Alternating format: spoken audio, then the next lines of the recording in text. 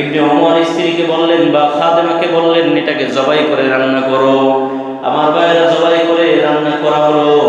ইবনে ওমর কোথায় যেন গিয়েছেন, এসেই জিজ্ঞেস করলেন আমাদের যে ইহুদি প্রতিবেশী আছে সেই প্রতিবেশীকে দেওয়া হয়েছে কিনা। একবার না, 2-3 বার জিজ্ঞেস করছে। আমাদের পাশে ইহুদি প্রতিবেশী আছে, ইহুদির প্রতিবেশীর কি খবর নিয়েছো? আরো বেশি নেওয়া দরকার। আপনার প্রতিবেশী যদি মুসলমান হয় তাহলে হক আর একটু বেড়ে গেল। অমুসলিম হলেও খবর নিতে হবে, মুসলমান হলে তো আরো বেশি খবর নিতে হবে। আর যদি প্রতিবেশী আত্মীয় হয় তাহলে অধিকার আর একটু বেড়ে গেল, 3 ধাপের অধিকার। যদি আত্মীয় হয় তাহলে আরো বেশি মাত্রায় খোঁজ খবর নিতে হবে।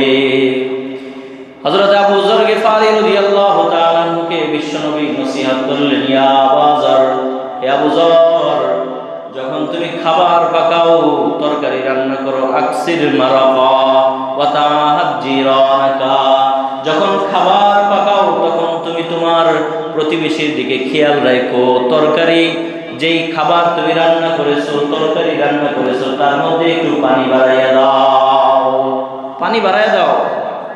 ওই পানি ঝোল হবে। তাহলে 2 টুকরা আলু, 1 টুকরা মাছ কিংবা গোশত দিয়ে প্রতিবেশীর বাসায় পাঠিয়ে দাও। দোস্ত, আপনার প্রতিবেশী মনে করবে যে না, আমার একজন ভালো প্রতিবেশী আছে, আমার খোঁজ খবর নেওয়ার মতো একটা লোক আছে।